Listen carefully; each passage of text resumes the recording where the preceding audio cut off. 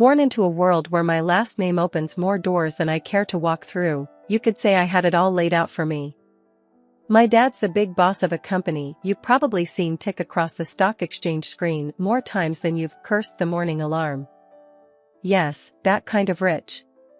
But if you're expecting tales of a golden girl, draped in designer and sipping champagne for breakfast, you've got the wrong story. Me? I've always kept it real, feet firmly on the ground. Money's nice, sure, but it's not everything. I chose a different path, one that's led me to places money can't buy and experiences no gold card can fetch. Charity work, helping those in need, and living a life that's, well, ordinary. That's me, Jessica. Not the heiress, just Jessica. So, I was stuck in one of those typical evenings where my friend Sarah decided we all needed to get out more. We ended up at this dive bar downtown, the kind where the beer's cheap and the lights are dim enough to hide your regrets. Sarah was all hyped up, going on about some guy she met online. "You've gotta meet him, Jess. He's totally your type," she kept saying. My type? Since when did she decide she knew my type? Anyway, we're there, and in walks this guy. Not Sarah's online prince, but another dude, Alex. He was there with some friends, looking as out of place as a cat at a dog show. He wasn't dressed to impress, just a simple tee, jeans, and this easy smile that kind of lit up the room. We got to talking, and it was easy. Like, really easy. He worked some manager job at a place I'd never heard of, nothing fancy, but he talked about it with this passion that was kinda infectious. "You really dig your job, huh?" I remember asking, sipping on my third beer. "Absolutely," Alex shot back, leaning in. "Every day's a challenge. But hey, I'm not here to bore you with work talk. What about you?" Sarah mentioned charity work. I shrugged, trying to downplay it. "Yes, a bit of this and that. Just trying to do my bit, you know?" "That's cool. Really cool," he said, and I could tell he meant it. Not in a trying to impress you sort of way, but genuinely. The night rolled on, our group mingling, but Alex and I kind of stuck together, chatting about everything and nothing. It was refreshing, talking to someone who wasn't trying to sell me on some investment or brag about their latest acquisition. As the night was winding down, Alex got this look in his eye, like he was working up to something. "Hey, Jessica, I know this is kind of forward, but would you want to grab dinner with me sometime? Just us?" I remember feeling this mix of surprise and excitement. "Sure," I said, trying to sound cool about it. "I'd like that." On the way home, Sarah was all giggles and "I told you so's." I just smiled, thinking about the evening. Alex was a breath of fresh air in my often too stale world. Little did I know how much things were about to change. It wasn't long before going out turned into hanging out at each other's places, which, let's be real, mostly meant my cozy apartment because Alex's roommates were a circus and a half. One evening, sprawled on the couch after devouring what might be the world's most average takeout pizza, Alex turned to me, his eyes serious, but his tone light. "Jessica, how do you feel about making this a more permanent arrangement?" he asked, crumbs still clinging to the corner of his mouth. I raised an eyebrow.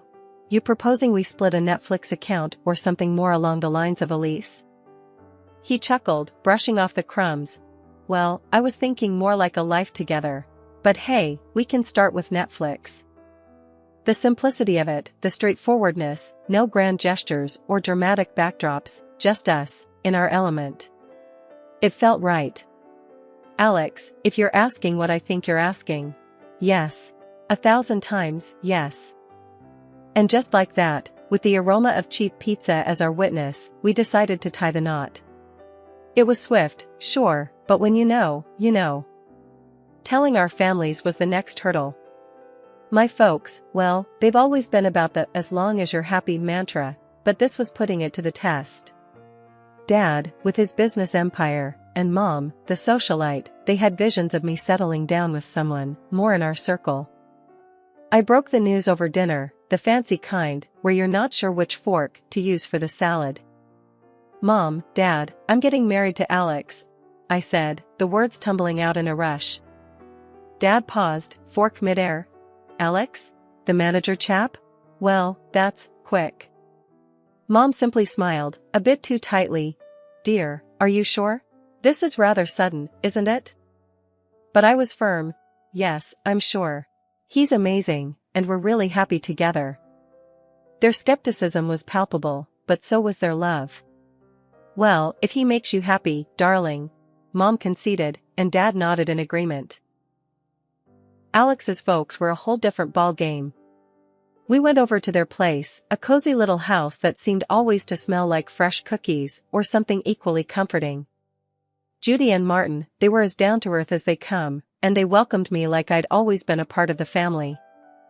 "Alex tells us you're setting a date?" Martin asked, passing me a plate of those infamous cookies. "Yes, we're thinking sooner rather than later. Small ceremony, nothing fancy," I replied, trying to gauge their reaction. Judy beamed. "Oh, sweetheart, that's wonderful. We're just thrilled for you both." Their warmth was enveloping, a stark contrast to the cautious optimism of my own parents. It was clear, right from the get-go, that our worlds were different, but the common ground was the genuine happiness for me and Alex. Planning the wedding, we were on the same page: keep it simple, keep it us. A small ceremony, close friends and family, and an open bar because, as Alex put it, if we're doing this, we're making sure everyone's having a good time. And that's how it went down. A swift engagement, not because we were rushing, but because everything just clicked into place. Amid the whirlwind, there were quiet moments, looks shared between us that said, "We're doing the right thing." And we really were. Living with Alex started off as everything I'd hoped for and more. We were like two peas in a pod, making our little corner of the world in that cozy, modern apartment I had rented. It was ours, filled with love, laughter, and a ton of takeout containers, because, let's face it, neither of us were winning any awards in the kitchen. It wasn't long before I started noticing how Alex's parents, Judy and Martin, had this way of dropping hints about things they liked or needed whenever they came over. At first, it was subtle, almost cute. "Oh, Jessica, that's a lovely coffee maker. Must make mornings a breeze," Judy would say, eyeing our shiny new appliance with a gleam in her eye. Or Martin, "This sofa is just divine. Our old one's been giving me a right pain in the back, you know." Wanting to be the good daughter-in-law, I'd surprise them with gifts here and there. A coffee maker for Judy, a comfortable new sofa for their living room, and so on. Their initial reactions were always the same, a mix of surprise and a little bit of guilt. "Oh, Jessica, you shouldn't have. This is too much," Judy would exclaim, her hands fluttering to her chest. "But, you know, humans are funny creatures. Give them an inch, and they'll take a mile." Those initial protests faded away, replaced by a growing list of subtle hints that were about as subtle as a brick through a window. "Dinner at your folks' place was lovely, dear. Did you see that new TV they have? Crystal clear. Ours is practically ancient." Alex would relay his parents' latest comments, oblivious to the change in their tone. One evening, after I'd just dropped a not-so-small fortune on a fancy new TV for them, Alex and I were curled up on the couch, my head resting in his lap. "They really loved the TV, babe. You're amazing, you know that," he said, his fingers running through my hair. I sighed, the weight of their expectations starting to press down on me. "Alex, do they expect us to keep doing this? It's getting a bit much, don't you think?" He paused, his hand stopping mid-stroke. "What do you mean? They're just happy, that's all." "Happy or taking advantage?" I pushed back, sitting up to look at him. "It feels like we're their personal shopping service." Alex was taken aback, his brow furrowing. "They're not like that, Jess. They're just not used to nice things, that's all." "But where does it end, Alex?" "It's like they've got a taste for it now, and they're not looking back," I argued, frustration creeping into my voice. The conversation ended with an uneasy truce, but it was clear we were on different pages. Judy and Martin's gratitude had morphed into entitlement, and it was putting a strain on us, on me. I loved Alex, but I wasn't about to become a bottomless ATM for his parents. When my dad's company hit the skids, it felt like the rug was yanked out from under my feet. That cushy life? Poof, gone. And with it, the whole dynamic of my relationship took a nosedive. The shift wasn't gradual, it was like flipping a switch from daylight to darkness. I had to break the news to Alex and his folks, and let me tell you, that was a conversation I'd been dreading. Listen up, things are gonna get tight. Dad's company's tanking, and well, we're in for a rough ride, I said, trying to keep my voice steady, but the tremor was there, betraying my nerves. Alex's reaction was a gut punch. You're kidding me, right? What do you mean things are gonna get tight? You're telling me we can't live like we used to because of your dad's mess? His words were like ice, and for a second, I wished the floor would swallow me whole. Judy and Martin's faces were no better, their disappointment barely masked. This is quite the situation you put us in, Jessica, Martin added, his tone dripping with reproach. And just like that, the warmth and camaraderie we once shared evaporated, replaced by this cold expectation that somehow, I was to blame for my family's financial downturn. Moving in with them was hell dressed up as a temporary solution. Our once independent life got swapped for a guest room that felt more like a cell in the house of the two people who clearly saw us as a nuisance. The atmosphere was charged with tension, every day a reminder that I'd somehow failed them. We're cutting back on everything because of this, Judy would remind me, her voice sharp, as she served dinner that was a far cry from the lavish meals we used to enjoy. And Martin, always with a comment on saving costs. Make sure those lights are off. We're not running a charity here. But Alex, he was the hardest to bear. The man I married seemed to have vanished, replaced by someone who saw me as a letdown. Can't you do something? Talk to your dad? It's like you don't even care we're living like this. He'd snap, anger flaring over the smallest things. Our conversations, once easy and filled with future plans, now were minefields. Every word I said was a potential trigger for another outburst. I thought marrying you meant security, not this struggle, he'd throw at me during arguments, his words slicing through me. It was clear we weren't just dealing with financial stress. This was a test of our relationship, a revelation of true colors under pressure.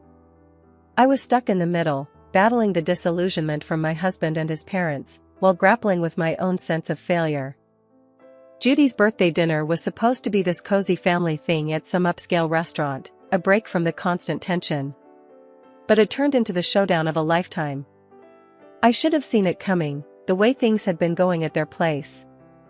We're all sitting there, menu in hand, and I'm trying to keep the peace, just blend into the background. That plan got torpedoed the second orders started flying. Alex, with this grin that made my skin crawl, goes, "Let's get the steak and the lobster for us," and he throws a look my way, 1 part smug, 2 parts cruel. Jessica can do with the soup of the day. Gotta save where we can, right? They all laugh like it's the best joke they've heard in ages. Judy adds her 2 cents. Absolutely, can't have Jessica overspending now, can we? I felt this flush of heat, not embarrassment, but pure fury. Really? Soup? What's this, some kind of sick joke? I snapped back, my voice sharper than I intended. Oh, come on, Jessica. It's just a bit of fun, Alex said, that smirk still plastered on his face. That's when I lost it. Fun? This is your idea of fun? When the chips are down, you just show how petty you really are. I can't believe I fell for your act. You could hear a pin drop.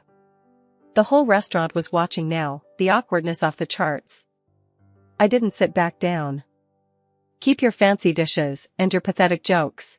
I'm out, I said, standing up so fast my chair nearly toppled over. The noise echoed, turning more heads our way. Alex reached out, trying to play the peacemaker. Jessica, don't. Let's not make this a scene. A scene? You think I care about making a scene after that stunt? This is about respect, something you clearly have none of. I yanked my arm free and made for the exit, the weight of their stares on my back. Stepping out into the night felt like breaking out of prison. My phone was blowing up, Alex no doubt, trying to do damage control. I ignored it, my mind made up. I drove back to their place, a storm of emotions brewing inside. How had things gone so sour? Alex and I were a team, or so I thought. But that dinner? It was a slap in the face, a wake-up call I couldn't ignore. Back at the house, I packed my bags in record time, each folded shirt a reminder of the life I was leaving behind. It wasn't just about leaving a place, it was about leaving a relationship that had shown its true colors. I turned off my phone, cutting off the barrage of messages. The silence was eerie, but welcome. That night wasn't just the end of a disastrous dinner, it was the close of a chapter one had no interest in revisiting. After the disaster that was Judy's birthday dinner, I found myself driving to my parents' house. The night was quiet, a stark contrast to the storm raging inside me. By the time I pulled up to their driveway, my decision was made. I needed sanctuary, yes, but more than that, I needed advice, something only my dad could offer. Walking into the house, the familiarity of it all was both comforting and jarring. Mom was asleep, but Dad was up, sitting in his study, surrounded by papers that seemed less important the moment I stepped in. "Jessica? What are you doing here at this hour? Is everything okay?" He stood up, concern etching his face. I took a deep breath, the events of the evening pouring out of me in a flood. I told him about the dinner, about Alex and his parents, and how I felt like I'd been reduced to nothing but a source of income for them. Dad listened in silence, his expression hardening with every word. When I finished, he sighed, a sound that carried years of experience and a hint of sorrow. "Jessica, I saw this coming. I just hoped I was wrong," he finally said, his voice steady but filled with empathy. "How could I have been so blind, Dad?" "I thought Alex. I thought we were different," I said, feeling the weight of my naivety. He walked over, putting an arm around my shoulders. "You wanted to see the best in him, in them. There's no fault in that. But people show their true colors in tough times. It's a hard lesson, but an important one." I nodded, the reality of his words sinking in. "But what do I do now? I can't go back there." "You'll stay here, for starters. As for the rest, we'll figure it out together," he assured me, his confidence a balm to my frayed nerves. Then, he shared something that took me by surprise. "You know, the company's situation isn't as dire as it seems. We're actually on the verge of a breakthrough."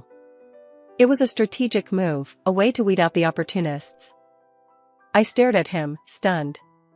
"So, you mean to say we're not broke?" He chuckled, a sound that was part relief, part amusement. "Far from it. But it was important to see who would stick around when the chips were down. Unfortunately, Alex and his family showed their true selves. The revelation was a lot to process.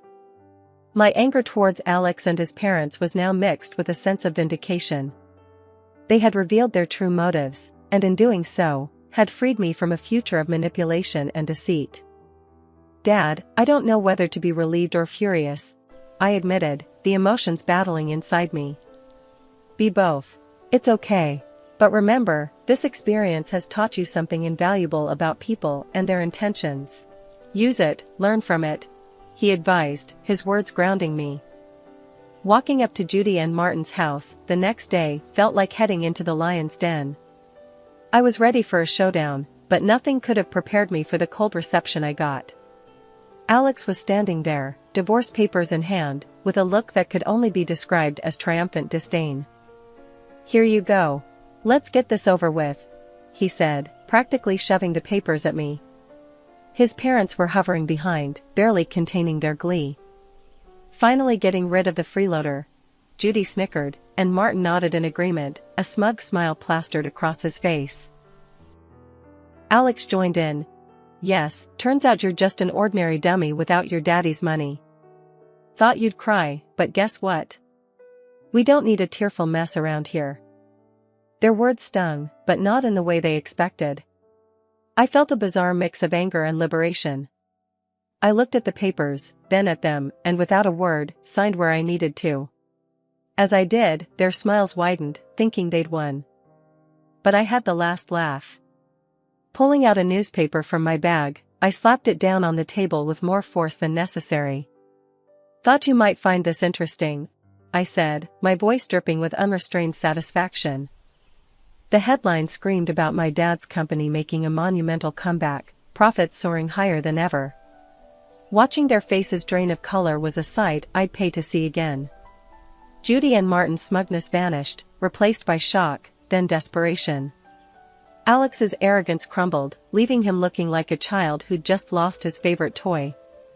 Judy suddenly switched gears, stepping towards me with arms wide open. "Oh, my sweet girl, it's all a big misunderstanding. Let's hug it out." Martin, ever the opportunist, chimed in. "Let's not rush things. Sit down, have a coffee, and we can talk this through." And Alex, oh, Alex, he was the picture of regret. "I was wrong, okay? We can fix this. I want to make everything right. Please." Their sudden change of heart was almost comical. Almost. I couldn't help but laugh, a deep, hearty sound that felt cleansing. "You three are something else, you know that? But here's a newsflash for you, I'm done. Done with the lies, the manipulation, and the so-called family that only values me for my bank account." I turned to leave, their protests and pleas fading into the background. They called after me, a mix of desperation and disbelief in their voices, but I didn't look back. Not this time. After the spectacle at Judy and Martin's house, I was done. Not just with them, but with the whole sorry saga that had become my life. I needed a fresh start, a clean slate. So, I took some time, holed up at my folks' place, getting my head and heart back in the game. One afternoon, a couple of weeks after the divorce was finalized, I was out for coffee with Sarah, my ever-supportive friend who had been there through it all. "Girl, you look like a weight's been lifted," she commented, sipping her latte. I laughed, feeling lighter than I had in months. "You have no idea. It's like I can finally breathe again." Sarah leaned in, her expression turning serious. "So, what's next for you, Jess? You've got a clean slate now." I thought about it, stirring my coffee absent-mindedly. "I'm not sure, but I'm excited to find out. Maybe I'll travel, pick up some of the charity work I had to put on hold. As for love," I paused, giving her a wry smile. "I think I'll give that a miss for a while. Just make sure you're doing what makes you happy, okay? You deserve it after all that drama," she said, reaching over to squeeze my hand. "Thanks, Sarah. That's the plan." Not long after that conversation, my phone started buzzing with calls and messages from Alex. He was pleading, saying he'd changed, that we could start over. His parents even got in on the act, sending messages filled with apologies and invitations to talk things over. Sitting in my room, phone in hand, I couldn't help but laugh. The sheer audacity was almost admirable. Almost. I typed out a response, one I'd been mulling over for days. "Alex, moving on means moving forward, not going back to what broke you. I wish you all the best, but this is where our paths end for good. Take care." Hitting send felt like closing the final chapter of a book I'd been stuck in for too long. And just like that, I was ready to start writing a new one. The next few months were a blur of activity. I threw myself into my work, took up volunteering with a vengeance, and even booked a solo trip to a place I'd always wanted to visit. Life was full, and for the first time in a long while, it was fulfilling too. One evening, sitting on a balcony overlooking a bustling street in a far-off city, I realized I'd found what I'd been searching for all along: peace. The drama, the heartache, the betrayal, it all seemed like a distant memory. My phone buzzed with a new message, but this time, it was from a number I didn't recognize. Hesitantly, I opened it. It was from someone I'd met during my travels, someone who'd made me laugh and think in equal measure. "Hey, Jessica. How about dinner when you're back? No expectations, just food and good company." I stared at the message, a smile slowly spreading across my face. Maybe it was time to open my heart again, but on my terms, at my pace. Yes, I'd like that. I typed back, hitting send before I could second-guess myself. Looking out at the city lights, I felt a sense of excitement for the future. I had moved on, not just from Alex and his family, but from the person I was when I was with them. I was stronger, wiser, and ready for whatever came next.